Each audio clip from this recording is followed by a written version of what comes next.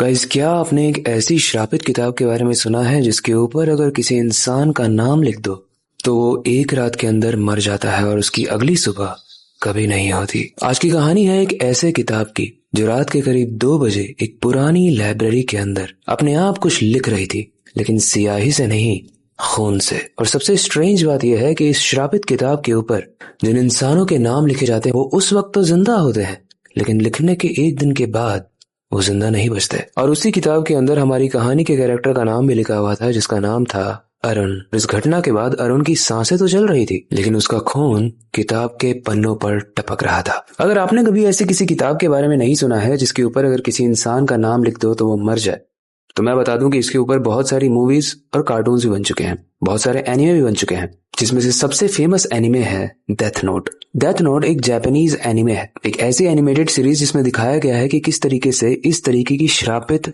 किताबें किसी भी इंसान के लाइफ स्पैन यानी वो कब तक जिएगा वो जानती हैं, और जब वो मरने वाला होता है तो उस किताब के अंदर उसका नाम दिख जाता है। फिलहाल आते हैं हमारे कहानी के कैरेक्टर अरुण पर।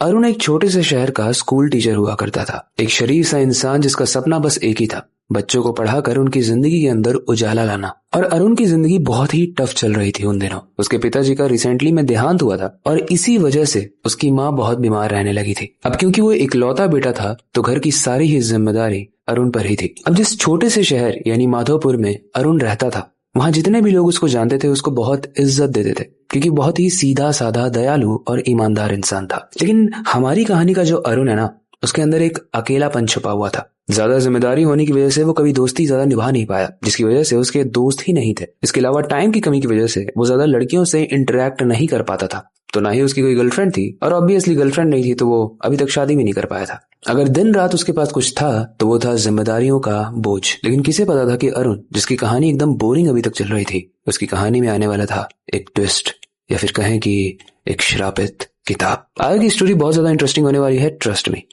लेकिन जैसे जैसे हम स्टोरी में आगे बढ़ेंगे हो सकता है आपको थोड़ा डर भी लगे, इसलिए अगर आप इस वीडियो को रात में देख रहे हो तो अपने रिस्क पर ही देखना। लेकिन वीडियो में आगे बढ़ने से पहले, हेलो गाइस, मेरा नाम है अविनाश कुमार और आप देख रहे हो सीखो official show horror stories. Guys, Arun जिस बिल्डिंग में टीचिंग करता था, यानी जिस स्कूल में वो टीचर था, उसकी वो बिल्डिंग चेंज हो रही थी, क्योंकि जो पुरानी बिल्डिंग थी वो एक तरीके से खंडहर बन गई थी। पूरे दीवार में दीमक लग चुके थे, सारा पेंट उड़ चुका था और वो कई 100 साल पुरानी बिल्डिंग थी। इसलिए अब पूरे स्कूल को नई बिल्डिंग में शिफ्ट किया जा रहा था। अब ये जो नई बिल्डिंग थी ना, ये जगह कोई और थी, मतलब शहर सेम था लेकिन जगह कोई और थी। और उसी नई बिल्डिंग के पास अरुण को मिलती है एक ब्रिटिश के जमाने की लाइब्रेरी। अब जैसा मैंने बताया कि अरुण की लाइफ काफी अकेलेपन में गुजरी, तो उसके जो साथी थे और उसके दोस्त थे वो बस एक ही चीज थी, और वो थी किताबें। अरुण को वो किताबें पढ़ने का बहुत शौक था, तो आसपास जब भी उसे लाइब्रेरी मिलती थी वो वहां पर बैठकर बहुत सारी किताबें पढ़ता था। और जब उसे इस लाइब्रेरी के बारे में पता चला तो वो इस लाइब्रेरी के अंदर गया, लेकिन गेट कीपर ने बस एक ही चीज बोली। उसने बोला कि सर, आप अंदर तो जाइए लेकिन एक किताब को बस हाथ मत लगाना। अरुण ने बोला, कौन सी किताब? तो उस गेट कीपर ने बोला, खून की किताब। क्योंकि वो गेट कीपर बोलता है कि अक्सर इस किताब के बारे में ऐसा कहा गया है कि जो भी इस किताब को बस छू भी लेता है उसके अंदर एक अलग तरीके की शक्ति आ जाती है, एक ऐसी शक्ति जिसके बाद तुम जो चाहो वो पा सकते हो, लेकिन ये एक बहुत बड़े कॉम्प्रोमाइज के साथ आती है। इतने ज्यादा डरावने तरीके से कहने के बाद भी अरुण ने बस एक ही चीज कही, और वो थी कुछ भी कहता है। अब गाइस, अगर आप किसी लाइब्रेरी में गए होगे तो आपने देखा होगा कि किताबें बहुत ऊपर ऊपर तक होती हैं, और ये लाइब्रेरी तो ब्रिटिशर्स के जमाने की थी, अंग्रेजों के जमाने की थी। इतने पुराने होने की वजह से वहां पर जो किताबें थी वो सैकड़ों साल पुरानी थी। इतनी पुरानी थी कि कई सारे किताबों के पेजेस तो डिस्ट्रॉय भी हो चुके थे, और जितने भी शेल्फ थे वहां पर, यानी जिसके ऊपर किताबें रखी जाती है, वहां पर बहुत सारे परतों में धूल पड़ी हुई थी। अब अरुण इंटेंशनली उसी खूनी किताब को लेकर अंदर नहीं गया था, वो तो गया था कोई इंटरेस्टिंग सी किताब पढ़ने के लिए, लेकिन उसकी किस्मत में कुछ और लिखा हुआ था। क्योंकि जापान में एक कहावत है कि आप किताब नहीं चुनते हो, किताबें आपको चुनती है, और शायद इस खूनी किताब ने अरुण को खुद ही चुन लिया। दरअसल जब वो किताबें ढूंढ रहा था तो लाइब्रेरी का जो शेल्फ होता है वो थोड़ा सा हिल गया, जिसकी वजह से राइट साइड से एक किताब गिरती है। एक किताब जो बहुत ही पुरानी थी, लेकिन देखने में काफी डरावनी थी, और ऐसा लग रहा था कि उस किताब के ऊपर जो कवर चढ़ी हुई है वो पेपर की नहीं बल्कि इंसानी स्किन की है, यानी हमारे और आपके चमड़े की स्किन की किताब। उस किताब के ऊपर बस एक ही चीज लिखी थी, डू नॉट ओपन, यानी इस किताब को मत खोलो। लेकिन बोलते हैं ना कि इंसान के अंदर क्यूरियोसिटी ऐसी चीज होती है जिसकी वजह से उसको जो भी चीज मना की जाए इंसान वही करता है। और अरुण ने तुरंत उस बुक को खोला। लेकिन अरुण ने जैसे ही उस बुक को खोला ना, उस बुक के ऊपर एक पिन लगा हुआ था। एक पिन जो उस एंगल में लगा हुआ था जहां पर जैसे ही आप उंगली रख के उस बुक को खोलोगे वो आपकी उंगली के अंदर चुभ जाएगा और उसमें से खून टपकेगा। और अरुण के साथ भी एग्जैक्टली ऐसा ही हुआ। उसकी उंगली में वो पिन चुभता है और बुक खुलते ही अरुण की उंगली से टपक कर उसके पहले पेज पर अरुण का खून गिरता है। उसके बाद उस पेज पर जादुई तरीके से कुछ लिख कर आता है और वो लिखा हुआ था कि अरुण की कहानी यहाँ से शुरू होगी। ये देखते ही अरुण का दिमाग घूम गया, क्योंकि ये एक नॉर्मल चीज नहीं थी। उसने किताब को तुरंत बंद कर दिया और वो उस लाइब्रेरी से निकलकर अपने घर चला गया। घर जाकर अगले दिन उसका स्कूल था, तो वो अपने बैग में कुछ इंपॉर्टेंट डॉक्यूमेंट्स देख रहा था और कुछ एग्जाम पेपर्स देख रहा था जिसे उसे चेक करना था। मतलब बच्चे जो टेस्ट पेपर लिखकर सबमिट करते हैं ना, वो टीचर्स के बैग में रहता है ताकि वो उसे चेक करें। अरुण वही ढूंढ रहा था। लेकिन सबसे डरावनी चीज गाइस पता है क्या हुई? वो जब पेपर्स को अपने बैग में ढूंढ रहा था तो उसे अपने बैग में एक और चीज मिलती है। एक चीज जो काफी चिपचिपी थी और अरुण ने जैसे ही उसको बाहर निकाला उसका दिमाग घूम गया, क्योंकि ये वही डायरी थी जो लाइब्रेरी में उसे मिली थी। और अरुण ने फिर से हिम्मत करके उस डायरी को जब खोला तो वहां पर बस एक ही लाइन लिखी हुई थी और वो लिखी हुई थी, यहाँ से तुम्हारी कहानी शुरू होती है अरुण, तुम जो चाहे, तुम जो लिखोगे वो तुम्हें मिलेगा। अरुण सोचता है ये कैसी डायरी है? पहले तो इसने मेरा खून बहा दिया और अब बोल रही है कि मैं जो चाहूंगा मुझे वो मिलेगा। अरुण अपना पेन उठाता है और अगले पेज में लिखने की कोशिश करता है कि मुझे एसी चाहिए। अरुण की सैलरी काफी कम थी तो वो एसी को अफोर्ड नहीं कर पा रहा था और गर्मी काफी ज्यादा थी। लेकिन जब वो उस डायरी पर अपने पेन से लिखने की कोशिश कर रहा होता है तो वो लिख नहीं पाता है। वो घंटों तक प्रयास करता है, कभी पेन से कभी पेंसिल से, लेकिन वो नहीं लिख पाता है। उसके बाद वो वापस से जब पहले का पेज पलटता है तो वहां पर एक इंस्ट्रक्शन लिखा हुआ था और इंस्ट्रक्शन लिखा था कि जो भी लिखोगे खून से लिखना। जिसे सुनकर पहले तो अरुण डरा, लेकिन वहां कोई उसे रोकने वाला या उसे बताने वाला नहीं था। तो अरुण के दिमाग ने उसके साथ गेम खेला और अरुण के दिमाग ने कहा कि चल आगे बढ़ते हैं, यानी चल खून से लिखते हैं। अब गाइस यहाँ से इस कहानी में थोड़ा इंटरेस्टिंग ट्विस्ट आता है, या फिर कहें कि डरावना ट्विस्ट आता है। कुछ महीनों पहले जब वो अपने प्रिंसिपल से ना अपने पगार बढ़ाने की बात करने गया था तो उसकी प्रिंसिपल ने उसे बहुत बुरे तरीके से मना कर दिया था। इनफैक्ट उसकी बेइज्जती भी की थी और ये चीज अरुण के अंदर बहुत दिनों से पल रही थी। तो वो टेस्ट करने के लिए, उसे क्या पता था कि ये सच में होगा भी या नहीं, उस बुक पर लिख देता है कि कल सुबह प्रिंसिपल की मौत हो जाए और इसे वो लिखता है अपने खून से। लेकिन उस वक्त वातावरण में कोई चेंज नहीं होता है। लिखने के बाद वो अपनी प्रिंसिपल को कॉल भी करता है जस्ट टेस्ट करने के लिए कि मैम मैं कल स्कूल आ रहा हूं और ये सब्जेक्ट्स पढ़ाऊंगा।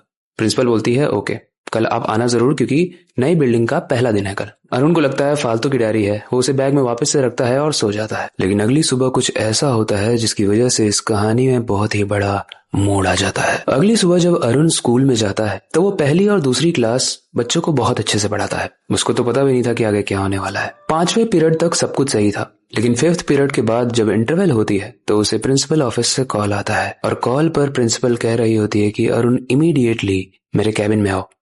अरुण को लगता है उसकी वाट लग गई। उस प्रिंसिपल को पता चल गया कि उसने ये काला मैजिक, ब्लैक मैजिक या जादू टोना जो भी है इस किताब के जरिए करने की कोशिश की है और प्रिंसिपल बहुत ही गुस्सा करने वाली है, शायद उसकी नौकरी भी चली जाए। लेकिन गाइस कहानी में वो होता है जो मैं और आप दोनों ही नहीं सोच सकते। जैसे ही अरुण प्रिंसिपल ऑफिस को खोलकर उसके अंदर जाता है, दरवाजा अपने आप बंद हो जाता है। सामने प्रिंसिपल तो बैठी है लेकिन उस तरफ मुंह करके बैठी है। अरुण बोलता है मैम मैं आ गया, लेकिन प्रिंसिपल कोई आवाज नहीं देती है, बल्कि प्रिंसिपल की तरफ से कुछ खाने की आवाज आ रही होती है। प्रिंसिपल के दोनों ही हाथ ऊपर थे।